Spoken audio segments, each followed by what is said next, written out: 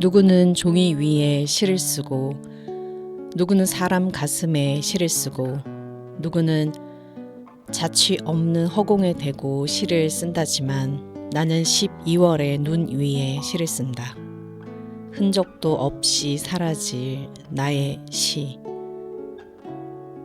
홍시화님의 눈 위에 쓰는 겨울시입니다.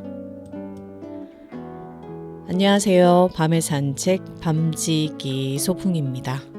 요즘 독감이 유행한다고 하는데 다들 건강은 어떠신가요?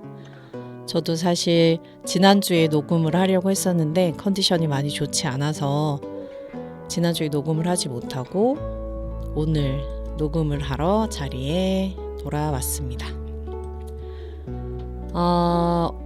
이번 회차에서는 하퍼리의 앵무새 죽이기를 낭독해 보려고 합니다. 앵무새 죽이기 다들 한 번씩 읽어보셨나요? 사실 저는 완독을 하지 못해서 낭독 도서로도 선택을 해봤는데요.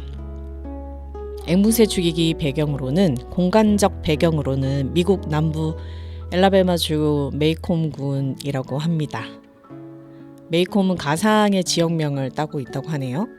그리고 시대적 배경은 1930년대 경제 대공황 시기를 나타내고 있고, 문화적 배경으로는 흑인 인권이 전혀 고려되지 않았던 시절로 차별이 차별로 인지되지 않고 당연하다고 생각했던 때를 나타내고 있습니다.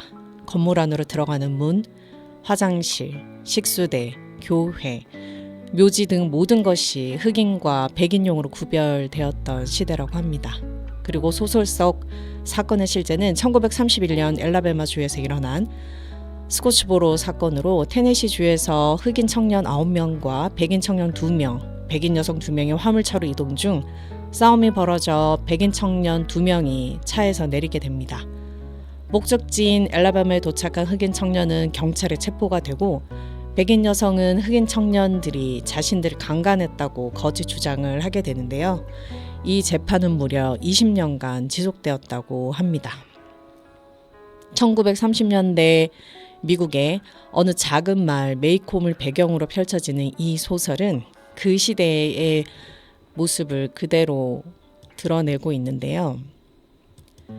주인공 스카웃과 항상 붙어 다니는 오빠 잼과 친구 딜, 그리고 변호사인 아빠 에티커스 핀치, 이웃에 사는 은둔자 부 레들리 등이 중심이 되어 펼쳐지는 이야기는 출간된 지 50여 년이 지난 지금까지도 정의와 양심, 그리고 용기와 신념을 말할 때 빼놓을 수 없는 작품이 되었습니다. 앵무새 죽이기가 40개 이상의 언어로 번역되며 전 세계에서 베스트셀러가 되자 예상치 못한 성공에 압도된 하퍼리는 작품을 더 이상 발표하지 못하고 은둔 생활에 들어갔다고 하는데요. 그리고 그로부터 50여 년이 지난 2015년 어느 날 작가의 안전금고 안에서 전 세계적으로 화제를 몰고 온 파수꾼의 원고가 발견되었다고 합니다. 저희 대한민국에서도 여성들이 선거권을, 투표권을 가진 지 아직 100여 년의 역사가 되지 못했는데요. 1부와 2부로 나눠져 있는 하퍼리의 앵무새 죽이기. 그럼 오늘 1부 첫 장면을 함께 만나보겠습니다. 잼 오빠의 팔이 심하게 부러진 것은 오빠가 13살이 다 되었을 무렵이었습니다. 상처가 아물고 어쩌면 다시는 미식 축구를 못하게 될지도 모른다는 두려움이 사라지자 오빠는 상처에 대해 좀처럼 생각하지 않았습니다. 오빠의 왼쪽 팔은 오른쪽 팔보다 조금 짧아졌습니다. 서 있거나 걸을 때면 손등이 몸과 직각을 이뤘고 엄지손가락은 허벅지와 평행이 됐지요. 하지만 공을 떨어뜨려 땅에 닿기 전에 차거나 패스할 수 있는 한 오빠는 눈곱만큼도 신경 쓰지 않았습니다. 오랜 세월이 지나 그 사건을 되돌아볼 수 있게 되었을 때 우리는 사건의 발단을 두고 가끔 이씨름을 벌였습니다. 나는 그 모든 사건이 유월 집안 사람들 때문에 시작됐다고 주장했지만 나보다 4살 위인 오빠는 그보다 훨씬 전에 시작됐다고 말했습니다. 딜이 이곳에 온 첫 여름, 그러니까 부 레들리를 집 밖으로 끌어내자는 생각을 했을 때부터 이미 시작됐다는 겁니다. 나는 오빠에게 그런 식으로 확대해서 본다면 앤드류 잭슨 시절까지 거슬러 올라가야 한다고 대꾸했습니다. 잭슨 장군이 크리크족 인디언을 개울 상류로 몰아내지만 않았어도 사이먼 피치가 엘라바마 강까지 노를 저어 오지 않았을 것이고, 그랬다면 지금쯤 우리는 어디에 살고 있겠냐고 따졌습니다. 우리는 주먹 다짐으로 시비를 가려내기에 제법 나이를 먹었고, 그래서 아빠에게 자문을 구하기로 했습니다. 아빠는 우리 의견이 모두 옳다고 하셨습니다. 남부 사람으로서 헤이스팅스 전쟁 어느 편에도 선조의 기록이 없다는 것은 어떤 가족들에게는 수치였습니다. 우리 집안에는 그런 선조라고 해봤자 고작 영국 코닐 태생인 사이먼 핀치밖에 없었습니다. 그는 덫을 놓아 짐승의 모피를 얻는 사냥꾼이자 약장사로 신앙심이 깊은 사람이었지만 인색함보다는 깊지 않았습니다. 영국에서 사이먼은 스스로를 감리교도라고 부르는 사람들이 좀 더 자유주의적인 형제들 손에 박해를 받는다는 것이 짜증났습니다.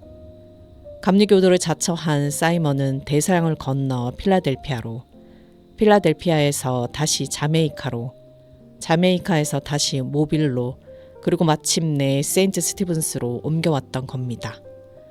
물건을 사고 팔 때 말을 많이 해선 안 된다는 감리교 창시자 존 웨슬리의 말을 잊지 않았던 사이먼은 약을 팔아 꽤 많은 돈을 벌었습니다. 하지만 이렇게 돈을 모으면서도 그는 그다지 행복하지 않았습니다. 마치 값비싼 황금빛 옷을 몸에 걸치는 것처럼 하나님의 영광을 가리는 일에 빠질까 두려웠기 때문이었지요. 그래서 인적 재산에 대한 스승의 말을 까맣게 잊은 채 노예 3명을 사들여 그들을 부려서 세인트 스티븐슨의 엘라베마 강 상류 쪽으로 65km쯤 떨어진 강둑 위에 농장을 세웠습니다. 그는 아내를 구하기 위해 다시 한번 세인트 스티븐스를 방문했고, 아내와 함께 농장으로 돌아와 딸 부잣집 가정을 이루었습니다. 사이먼은 부자로 장수를 누리며 살다가 죽었다고 합니다. 핀치 집안 남자들 대부분은 사이먼의 농장인 핀치스 랜딩에 남아 모카를 재배하며 자급자족으로 살아갔습니다. 그곳은 왕국 같은 주변 농장들과 비교해 볼 때 소박하게 그지없었지만 모빌에서 배편으로 공급받는 얼음과 밀가루와 옷가지를 제외하고는 모든 생활 필수품을 스스로 생산해 냈습니다. 남북 전쟁이 일어나자 사이먼은 몹시 분노를 느낄 뻔했지만 그렇다 해도 무기력하게 지켜볼 수밖에 없었을 것입니다. 그는 결국 모든 재산을 빼앗기고 겨우 토지만을 자손에게 물려줬습니다. 토지에 기대어 살아가는 전통은 우리 아빠 에티커스 핀치가 법률을 공부하러 먼트가머리로 떠나고 아빠의 동생이 의학을 공부하러 보스턴으로 떠나 20세기까지 면면히 이어져 왔습니다. 핀치 가문 사람 중에서 알렉산드라 고모만 유일하게 사이먼 농장에 계속 남아 있었습니다. 고모는 말수가 적은 남자와 결혼했는데 그 사람은 강가에 메어둔 해먹에 누워 주낙 낚싯줄에 고기가 가득 걸렸는지 확인하며 대부분의 시간을 보냈습니다. 아빠는 변호사 자격증을 딴 뒤 메이컴으로 돌아와 변호사 개업을 했습니다. 핀치스 랜딩에서 30km 넘게 떨어진 메이콤은 메이콤 군의 군청 소재지였습니다. 법원에 있는 아빠 사무실의 집기라고는 모자거리, 침 뱉는 그릇, 체스판, 때묻지 않은 엘라베마 법전 등이 전부였습니다. 아빠가 처음 소송을 맡은 의뢰인 2사람은 메이콤 군 감옥에서 마지막으로 교수형을 당한 죄수들이었지요.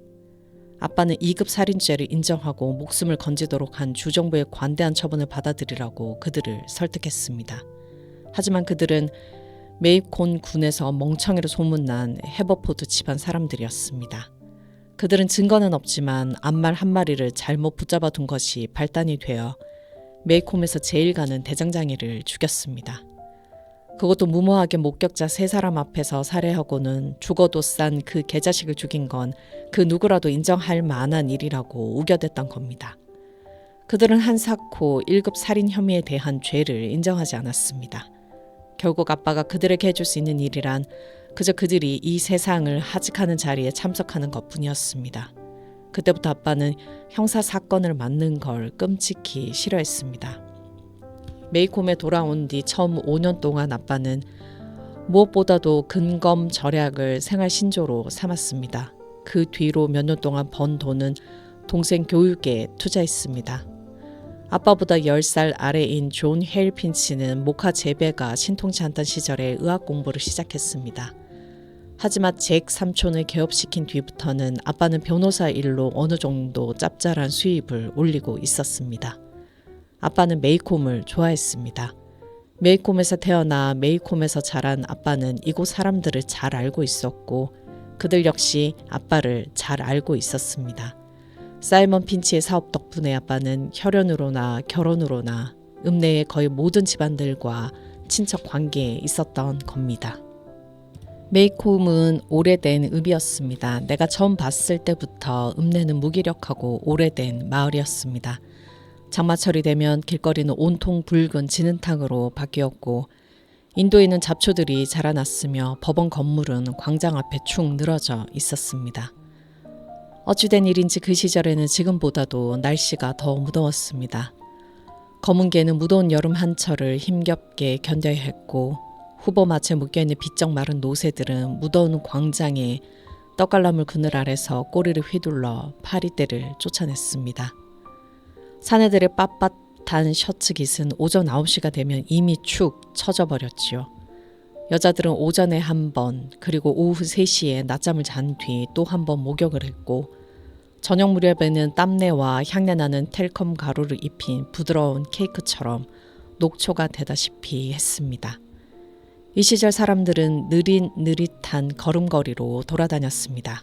한가롭게 광장을 가로질러 걷기도 하고 광장 주변의 가게에 들락거리도 하면서 매사에 느긋했습니다. 하루는 24시간이었지만 왠지 그보다 더 길게 느껴졌습니다. 마땅히 가야 할 곳도 사야 할 물건도 그것을 살 돈도 메이콤 군의 경계를 벗어나서는 마땅한 구경거리도 없었기 때문에 딱히 서두를 만한 일이 없었던 겁니다. 하지만 몇몇 사람에게는 그때가 막연하게나마 낙관적인 생각을 품을 수 있었던 시절이었습니다. 이 무렵 메이콤 군에 사는 사람들은 두려움 그 자체 말고는 아무것도 두려워할 것이 없다 라는 말을 들었기 때문입니다. 우리는 읍내의 중심 주택가에서 살았습니다. 아빠 에티커스랑 잼 오빠랑 나랑 그리고 부엌에서 일하는 캘퍼니아 아줌마와 함께 말입니다. 오빠와 나는 아빠에 대해 아무런 불만이 없었습니다. 아빠는 우리와 함께 놀아주셨고 책을 읽어주셨으며 정중하지만 거리를 두고 대해주셨습니다. 하지만 캘퍼니아 아줌마는 달랐습니다. 아줌마는 광대뼈가 툭 튀어나오고 뼈가 앙상했으며 근시에다가 사팔뜨기였습니다. 손은 침대 널빤지처럼 널쩍했고 딱딱하기는 그보다 2배나 되었습니다. 아줌마는 언제나 내게 부엌에서 나가라고 명령하면서 왜 오빠처럼 얌전하게 굴지 않느냐고 나무랐습니다. 오빠의 나이가 나보다 많다는 걸 잘 알면서도 말이죠. 그리고 아직 집에 돌아가고 싶지 않은데도 나를 불러들이곤 했습니다. 우리 두 사람의 전쟁은 서사시를 방불케 할 만큼 엄청난 것이었으며 언제나 일방적으로 끝이 났습니다. 아빠가 늘 캘퍼니아 아줌마 편을 들었기 때문에 항상 아줌마의 승리로 끝났던 겁니다. 아줌마는 오빠가 태어난 뒤 줄곧 우리와 함께 지냈고 그래서 나는 기억을 더듬을 수 있는 옛날부터 폭군 같은 아줌마의 존재를 느끼면서 살아왔습니다. 우리 엄마는 내가 2살 되던 해에 돌아가셨습니다. 그래서 나는 엄마가 없다는 사실을 한 번도 의식해 본 적이 없습니다. 엄마는 몬트가머리 출신의 그레이언 집안 사람이었고 아빠가 처음 엘라베마주 의원에 당선되었을 때 엄마를 만났다고 들었습니다. 그 무렵 아빠는 이미 중년이었고 엄마는 아빠보다 무려 15살이나 어렸습니다. 결혼 첫 해에 잼 오빠가 태어났고 그로부터 4년 뒤에 내가 태어났습니다. 그리고 2년 뒤 엄마는 갑작스러운 심장마비로 돌아가셨던 겁니다. 사람들은 엄마의 죽음을 두고 외가의 내력이라고 했습니다. 나는 엄마 생각이 나지 않았지만 잼 오빠는 달랐습니다. 오빠는 엄마에 대한 기억이 생생했고 그 때문인지 신바람 나게 놀다가도 갑자기 한숨을 길게 내쉬고는 차고 뒤쪽으로 가서 혼자 놀 때가 종종 있었습니다. 그럴 때는 오빠를 귀찮게 해서는 안 된다는 것쯤은 나도 알고 있었습니다. 여러분들은 지금 밤의 산책을 듣고 계십니다. 저는 밤지기 소풍입니다. 사라 알렉스 살론의 올더를 듣고 다시 돌아오겠습니다.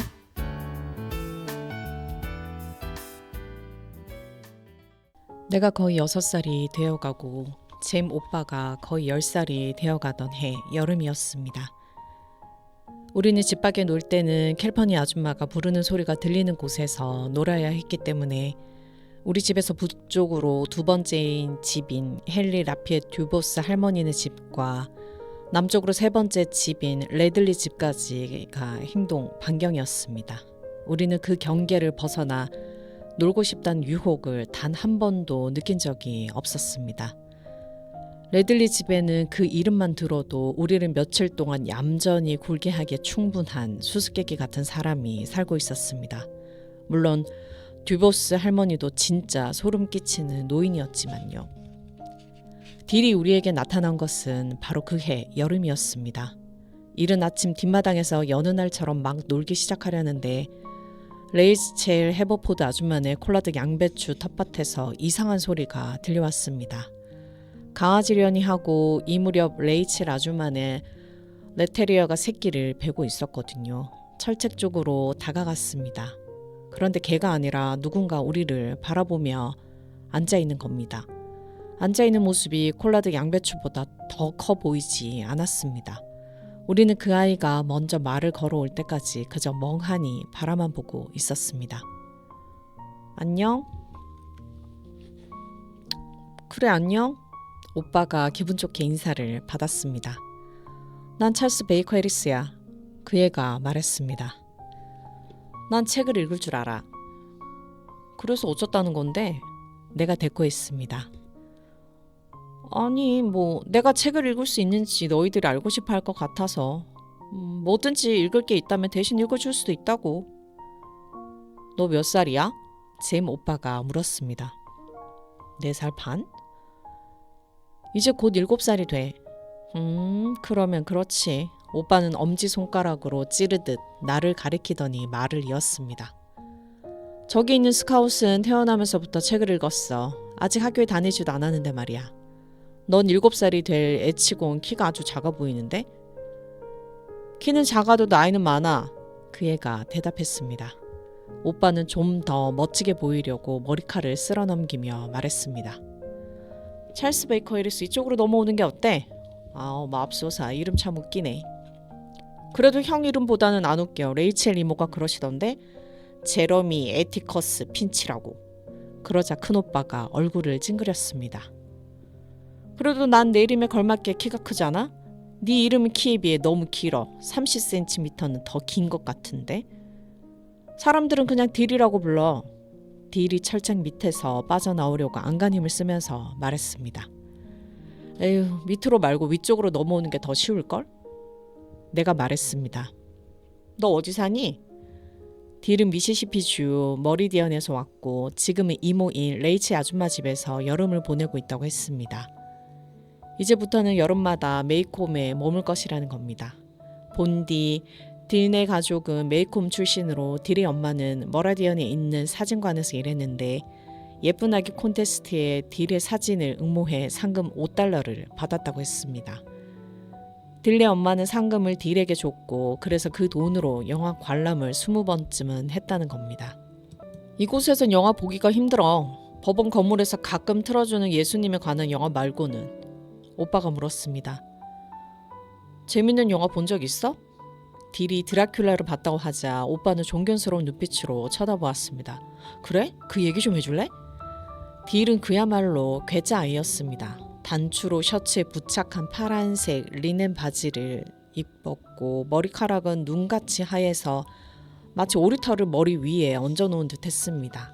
그 애는 나보다 한 살 많았지만 키는 내가 더 컸습니다. 옛날 이야기를 할 때면 푸른 눈이 연해졌다 짙어졌다 했습니다. 기분이 좋은 듯 갑자기 깔깔 웃음을 터뜨리기도 했고 이마 한가운데에 고추선 머리카락을 습관적으로 잡아당기기도 했고요. 딜이 드라큘라를 티끌 같은 존재로 만들어버리고 잼 오빠가 영화가 책보다 더 재미있게 말할 때 나는 딜에게 아빠가 어디 계시냐고 물어봤습니다. 넌 아빠 얘기는 입 한 번 뻥끗 안 했어. 아빠가 없으니까. 돌아가셨어? 아니. 돌아가신 게 아니라면 아빠가 있는 거잖아. 그러자 딜은 순간 얼굴을 붉혔고 오빠는 되게 조용히 하라고 했습니다. 그것은 오빠가 딜을 자세히 뜯어보고 나서 걔를 마음에 들어 한다는 확실한 신호였습니다. 그날 이후로 우리들의 여름은 그야말로 일상적으로 즐겁게 흘러갔습니다. 뒷마당에 우람한 쌍둥이 멀구슬나물 위에 놓여있는 오두막을 고쳤는가 하면 괜히 야단법석을 떨며 돌아다니기도 했고 올리버 옵틱과 빅터 애플턴과 에드거 라이스 버로스 작품으로 연극을 만들기도 했습니다. 이런 연극 노래에 관한 한 딜이 있다는 건 여간 다행스러운 일이 아니었습니다. 그 전까지 내가 맡던 타잔의 원숭이와 로번의 아이들의 크랩트리 씨 그리고 톰 스위프트의 데이먼 역을 딜이 대신 맡았기 때문이죠. 그래서 우리는 딜이 호주머니에 넣고 다닐 수 있는 멀린이라는 걸 알게 되었습니다. 딜의 머릿속은 그야말로 기똥찬 계획과 이상야릇한 갈망, 엉뚱한 공상 따위로 가득 차 있었습니다.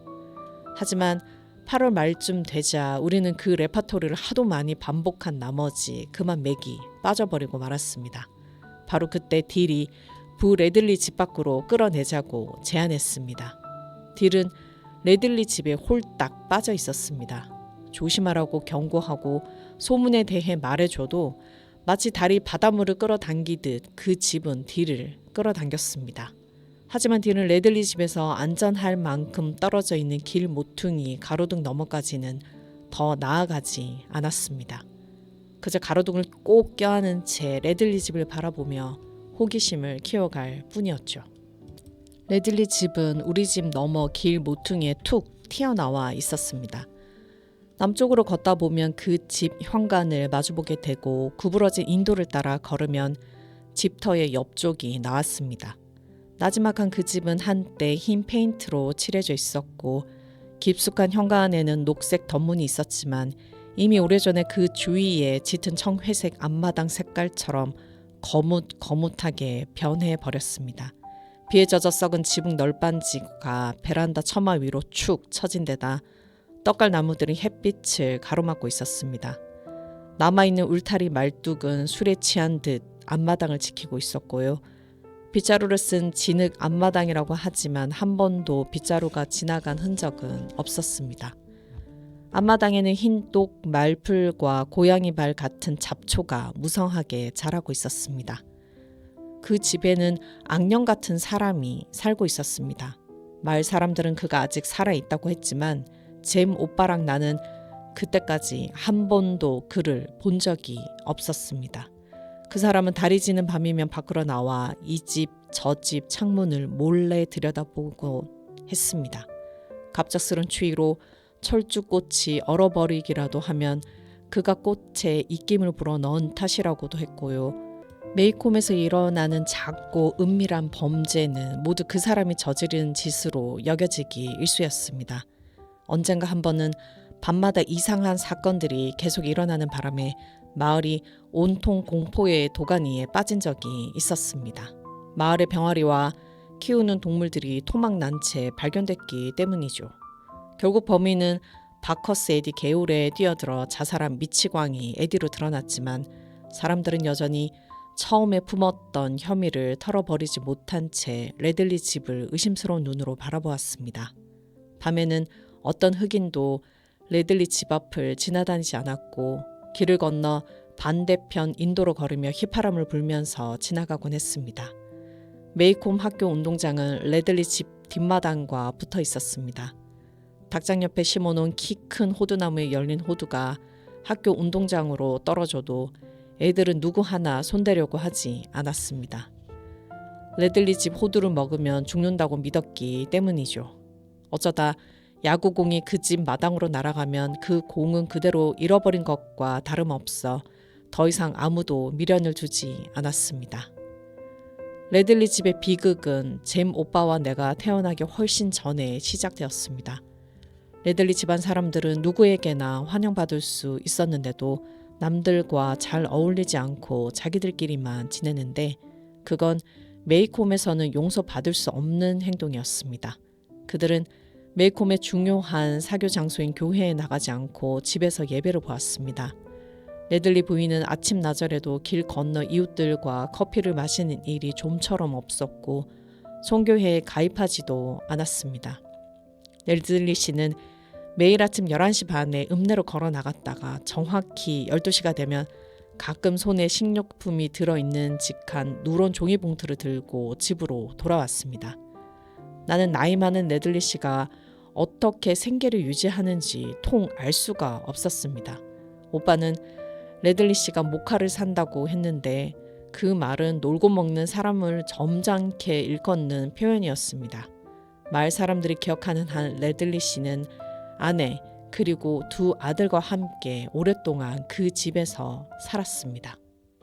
일요일이면 레들리 집은 언제나 덧문과 앞문이 굳게 닫혀 있었습니다. 그건 역시 메이콤의 생활 방식과는 다른 것이었습니다.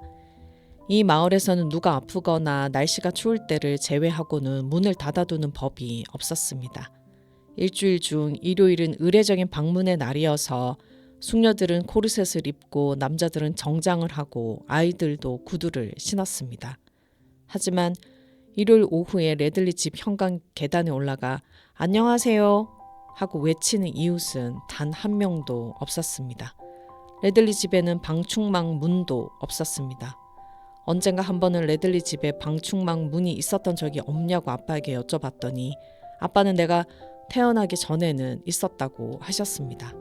마을에 전해 내려오는 소문에 따르면 레들리 씨의 둘째 아들이 10대 때 군의 북쪽 지역에 사는 고약한 무법자 족속인 올드세럼 출신의 커닝햄 집안 아이들과 어울리기 시작했고 그들은 메이콤에서는 처음으로 갱단 비슷한 것을 만들었다고 합니다. 그들은 특별히 나쁜 짓을 저지르지는 않았지만 마을 사람들의 입에 오르내리기에 충분했고 마침내 목사님 세 분으로부터 설교 때 공개적으로 경고를 받기에 이르렀습니다. 그들은 이발소 근처에서 아무 할 일 없이 어슬렁거렸고 일요일에는 버스를 타고 에보츠빌로 영화를 보러 다녔습니다. 군의 강병 도박자인 듀드롭 여관 겸 낚시 캠프에 춤을 추러 다녔으며 밀주에도 손을 댔습니다. 하지만 누구 한 사람 용기를 내 레들리 씨에게 그의 아들이 나쁜 패거리와 어울려 다닌다고 말해주지 않았습니다.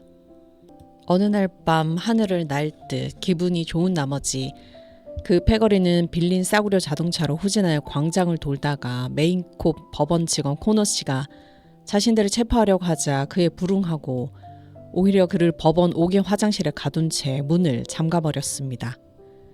마을 사람들은 어떤 조치든 취해야 한다고 입을 모았습니다. 코너 씨는 그 패거리들을 낱낱이 알고 있었고 그냥 넘어갈 수 없다며 강경한 입장을 취했고요. 결국 패거리는 풍기문란, 치안교란, 폭행과 구타, 안여자에 대한 언어폭력 등의 죄목으로 보호관찰 판사 앞에 서게 되었습니다. 판사가 코너 씨에게 마지막 죄목을 덧붙인 까닭을 묻자 코너 씨는 녀석들이 하도 시끄럽게 욕지거리를 해댄 바람에 메이콤에 사는 여자들이 그 소리를 다 들었을 것이라고 대답했습니다. 판사는 그들을 주립 실업학교에 보내기로 결정했습니다. 그 학교는 숙식을 제공한다는 이유만으로 다른 아이들도 가끔 진학하는 곳이었습니다. 한마디로 그 학교는 감옥도 불명예스러운 곳도 아니었지만 레들리 씨의 생각은 달랐습니다. 판사가 자신의 둘째 아들인 아서를 풀어만 준다면 앞으로 다시는 문제를 일으키지 않게끔 하겠다고 다짐했습니다. 레들리 씨의 말은 보증수표와 다름없었기 때문에 판사는 기꺼이 그렇게 해줬습니다. 다른 아이들은 실업학교에 다녔고 엘라베마 주에서 받을 수 있는 가장 훌륭한 중등 교육을 그곳에서 받았습니다. 그들 중 한 명은 5번에 있는 기술학교를 졸업했습니다. 그때부터 레들리 집은 일요일은 물론 평일에도 문이 굳게 닫히게 되었고 레들리 씨 아들은 지난 15년 동안 한 번도 모습을 드러내지 않았습니다. 하지만 잼 오빠의 희미한 기억으로는 어느 날 마을 사람 몇 명이 부 레들리에 관한 소문을 들었고 또 그의 모습을 목격했다는 겁니다. 물론 오빠는 그를 본 적이 없었습니다. 아빠는 지금껏 레들리 집에 관해 언급하신 적이 한 번도 없다고 오빠가 말했습니다. 부에 관해 여쭤보면 아빠는 레들리 집안 사람들 일은 그들에게 맡기고 네 일이나 잘하라고 말씀하실 뿐이었다고 합니다. 그들에게는 그럴 만한 권리가 있다는 거죠. 하지만 그때마다 아빠는 머리를 흔들며 하는 소리를 내셨다고 오빠는 말했습니다. 그래서 오빠는 대부분의 정보를 동네 수다쟁이인 스테퍼니 크로포드 아줌마한테서 들었습니다. 아줌마는 모든 것을 다 알고 있노라고 떠들어대셨습니다. 아줌마 말씀에 따르면 부는 거실에 앉아서 메이콤 트리븐 기사를 오려 스크랩북에 붙이고 있었다고 합니다.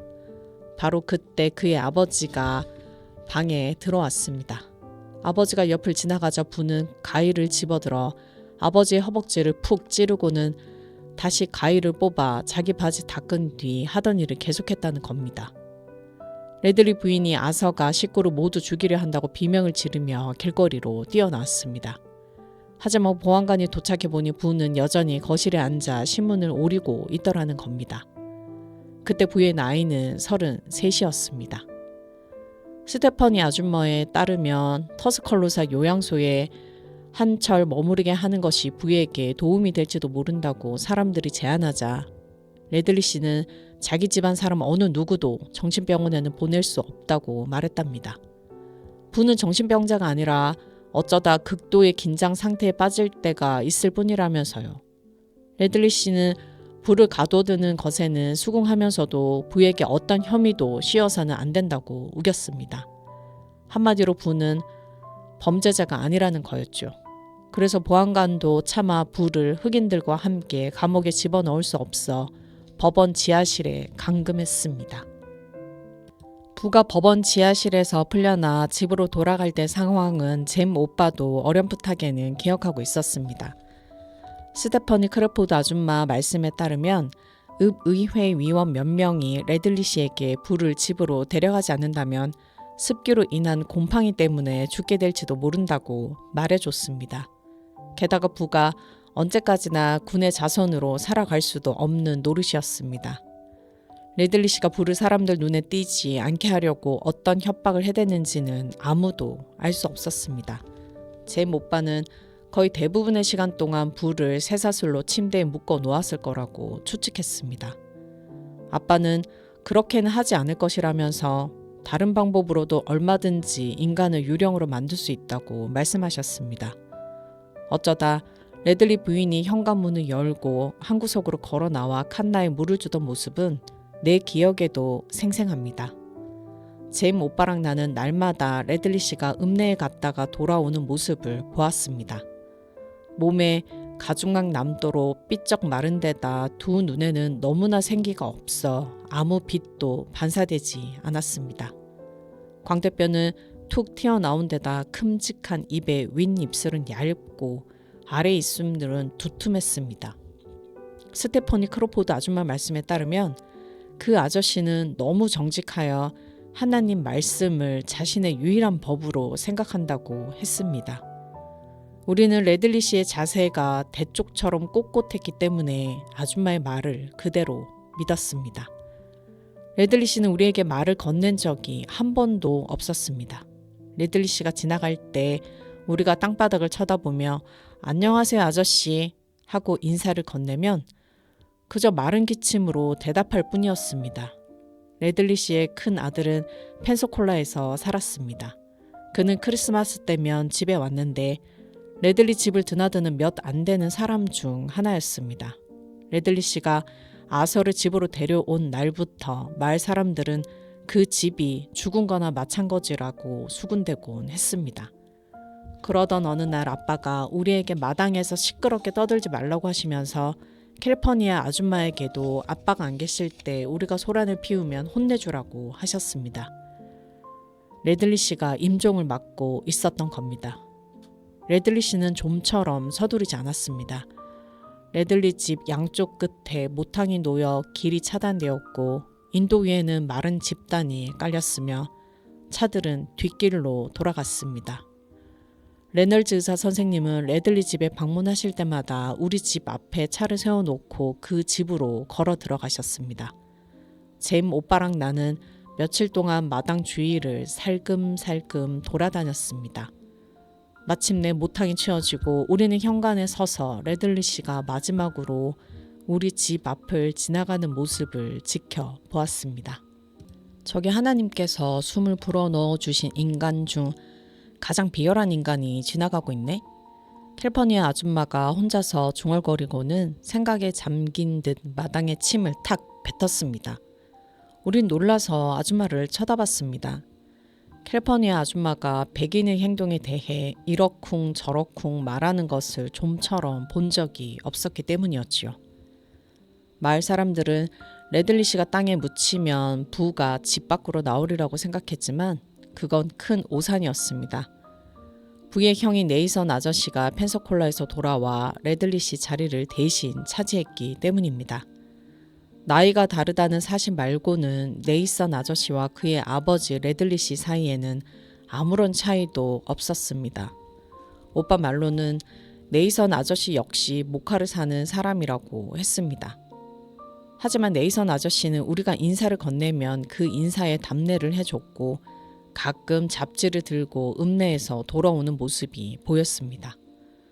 우리가 레들리 집안에 관한 이야기를 들려주면 들려줄수록 딜은 더 많은 것을 알고 싶어 안달했으며 길 모퉁이 가로등을 오래 껴안고 서 있는 만큼 더 큰 호기심에 사로잡혔습니다. 그 아저씨는 저 집에서 도대체 뭘 하는 걸까? 방금 얼굴을 문 밖으로 내민 것 같았는데 딜이 중얼거리곤 했습니다. 그러면 잼 오빠가 이렇게 대꾸했습니다. 그래, 밖으로 나오기도 해. 칠흑처럼 깜깜한 밤이 되면 말이지. 스테퍼니 크로포드 아줌마가 그러시는데 언젠가 한밤중에 깨어보니 그 아저씨가 창밖에 서서 아줌마를 똑바로 쳐다보고 있더라는 거야. 마치 해골이 쳐다보고 있는 것 같더래, 딜. 너 한밤중에 잠에서 깼을 때 그 아저씨가 소리 지르는 거 못 들어봤어? 그 사람은 이런 식으로 걷는다? 오빠는 자갈 위를 미끄러지듯 걸었습니다. 레이첼 아줌마가 밤이면 왜 그렇게 문을 꼭 잠그시겠어? 나도 아침에 뒷마당에서 그 아저씨 발자국을 본 적이 여러 번 있지. 또 어느 날 밤엔 그 사람이 뒤쪽 현관 방문창 문을 긁어댄 소리를 듣기도 했고. 그런데 아빠가 다가가니까 사라져버렸어. 도대체 어떻게 생겼을까? 딜이 말했습니다. 오빠는 부의 생김새를 그럴듯하게 묘사했습니다. 키는 발자국으로 밀어봤을 때 2m 좀 안 되고 식사는 손에 잡히는 대로 다람쥐나 고양이를 날고기 먹어. 그래서 손엔 언제나 피자국이 묻어있지. 동물을 날 것으로 먹는다면 어느 누구도 피자국을 말끔히 씻어낼 수는 없을 테니까. 얼굴엔 들쭉날쭉 길게 흉터가 나있고 이빨은 누렇고 썩어있어. 눈알이 튀어나오고 거의 언제나 침을 줄줄 흘리지. 그 아저씨를 한번 밖으로 끌어내보자. 어떻게 생겼는지 보고 싶어 죽겠어. 딜이 말했습니다. 그러자 오빠는 딜에게 진짜 죽고 싶다면 그 집 현관문을 두드리기만 하면 된다고 대꾸했습니다. 우리가 처음으로 레들리 집에 침입하게 된 것은 어느 날 딜이 오빠에게 레들리 집 대문 안쪽으로는 한 발자국도 다가갈 수 없을 것이라고 도발했기 때문이었습니다. 딜은 오빠에게 회색 유령을, 오빠는 딜에게 톰 스위프트 시리즈 2권을 내걸었습니다. 오빠는 머리에 털나고 그때까지 한 번도 4개에서 내뺀 적이 없었습니다. 오빠는 그 4개를 두고 사흘 동안 고심했습니다. 그런데 딜이 쉽게 오빠의 길을 꺾은 것을 보면 오빠가 자신의 머리보다는 명예를 더 소중히 여기는 것 같습니다. 겁이 나는 거지? 첫날 딜이 말했습니다. 아니, 신중하게 생각하는 것뿐이야. 오빠가 대답했습니다. 그 다음날 딜이 오빠를 또 부추겼습니다. 아니야, 형은 너무 무서워서 그 집 앞마당에 엄지발가락 하나 내디지 못할걸? 그러자 오빠는 조금도 무섭지 않다면서 학기 중에는 하루도 빼놓지 않고 매일 레들리 집 앞을 지나다녔다고 대꾸했습니다. 다니기는 했지만 언제나 다른 박질에서 말이지. 내가 말했습니다. 하지만 사흘째 되던 날 마침내 딜이 오빠를 굴복시키고 말았습니다. 딜이 오빠에게 머리디언 사람이라면 메이콤 사람들처럼 그렇게 겁먹지는 않을 것이라고 말했던 겁니다. 이 말은 오빠를 레들리 집 모퉁이까지 가게 하기에 충분했습니다. 오빠는 모퉁이에서 걸음을 멈추고 가로등에 기대선 채 초라한 경첩에 달린 문이 미친 듯 덜렁거리고 있는 것을 바라보았습니다. 딜 해리스 그 아저씨가 우리 모두를 죽이라는 걸 네가 알았으면 좋겠다. 우리가 오빠에게 다가가자 오빠가 말했습니다. 그 아저씨가 네 누나를 뽑아버려도 내 탓하지 마. 네가 먼저 이 일을 시작했다는 걸 잊지 말라고. 형은 아직도 무서워하는 거야. 딜이 집요하게 나지막한 목소리로 말했습니다. 오빠는 자신이 겁쟁이가 아니라는 사실을 딜이 꼭 알아줬으면 했습니다. 우리가 붙잡히지 않고서 그 아저씨를 끌어낼 방법은 아무래도 생각해낼 수 없단 말씀이야. 게다가 오빠에게는 염두해 둬야 할 여동생인 내가 있었던 겁니다. 오빠가 그 말을 할 때 나는 오빠가 겁을 먹고 있다는 사실을 알게 되었습니다. 내가 지붕 꼭대기에서 뛰어내려 보라고 도발했을 때도 오빠는 나를 생각해야 한다고 말했었으니까요. 내가 죽으면 넌 어떡하고? 이렇게 말하고 나서 오빠는 뛰어내렸고 아무런 상처도 입지 않고 땅 위에 풀썩 내려앉았습니다. 그리고 레들리 집 일로 도발을 당하자 오빠의 책임감이 다시 살아난 겁니다. 설마 형, 내 빼진 않겠지? 그렇게 하면 그땐 딜이 말했습니다.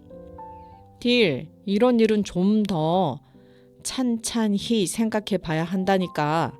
오빠가 대답했습니다. 가만히 있자 말이야. 이 일은 말하자면 거북이를 밖으로 끌어내는 것과 같달까? 어떻게 말이야? 딜이 물었습니다. 그 아저씨 발밑에다 성냥불을 확 그어버리는 거야. 나는 오빠에게 레들리 집에 불을 놓으면 아빠에게 일러 바치겠다고 말했습니다. 딜도 거북이에게 불을 붙이는 일은 끔찍하다고 했습니다. 그렇게 끔찍하진 않아. 그냥 나오도록 권유하는 정도니까. 그 아저씨를 장작불에 내던지는 거랑은 달라. 오빠가 으르렁거리며 말했습니다. 성냥불에 다치지 않을 거라고 어떻게 믿어? 거북이에는 감각이 없어, 이 바보야. 오빠가 대답했습니다. 거북이가 대본 적이라도 있단 말이야. 맙소사 딜. 어디 생각 좀 해보자. 그 아저씨를 흔들어서. 오빠가 생각에 잠겨 한참 동안 서있자 딜이 한 발 물러섰습니다. 형이 내뺐다고는 말하지 않겠어. 그냥 달려가서 그 집에 손만 대고 오면 회색 유령을 줄게. 그러자 오빠의 표정이 금방 밝아졌습니다. 집에 손만 대고 오면 되는 거지. 딜이 고개를 끄덕였습니다. 정말 그거면 되지? 설마 내가 돌아오자마자 너 엉뚱한 소리 하는 거 아니지? 정말 그렇다니까. 딜이 대답했습니다. 형이 마당에 있는 걸 보면 그 아저씨가 뛰쳐나올 거야. 그러면 스카웃이랑 내가 아저씨에게 달려들어 덮쳐버릴게. 그리고 아저씨에게 해치지 않을 거라고 말하는 거지. 우리는 모퉁이를 떠나 길을 건너 레들리 집 대문 앞에 섰습니다. 자, 들어가봐. 스카웃이랑 내가 바로 형 뒤에 있으니까. 딜이 말했습니다. 지금 가고 있잖아. 조르지 좀 마. 오빠가 대답했습니다. 오빠는 그 집 모퉁이까지 걸어갔다가 다시 돌아와서는 마치 어떻게 들어가는 것이 가장 효과적인지 알아내려는 듯 눈살을 찌푸리고 머리를 극적거리며 그 단순한 지형을 유심히 살펴봤습니다. 그래서 나는 오빠를 비웃었습니다. 그때 오빠가 대문을 획 열어젖히더니 그 집 옆쪽으로 달려가 손바닥으로 탁 때리고는 뒤돌아 쏜살같이 달려나와 우리를 지나쳤습니다. 자신의 침입이 성공했는지 살펴볼 겨를도 없이 말입니다. 뒤가 나는 오빠의 뒤를 바짝 따라붙었습니다. 무사히 우리 집 현관에 이르러서야 숨이 차서 헐떡거리며 뒤를 돌아봤습니다. 그 낡은 집은 전과 다름없이 병에 걸린 것처럼 축 처져 있었습니다. 하지만 길 아래쪽으로 자세히 보니 안쪽 덧문이 움직이는 것처럼 보였습니다. 휙! 거의 눈에 보이지 않을 만큼 아주 조금이지만 움직였습니다. 그리고 그 집은 다시 깊은 정적에 휩싸였습니다.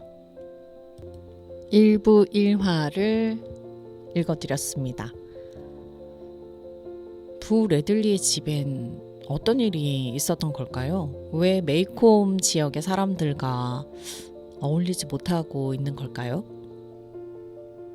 무슨 일이 있는 건 확실한 것 같습니다. 2화, 3화, 4화를 읽다 보면은 알게 되겠죠. 어린 친구들의 마음과 비슷하게 문 앞에서 문을 두드리며 도망쳐 나오는 모습이 상상이 되는데요.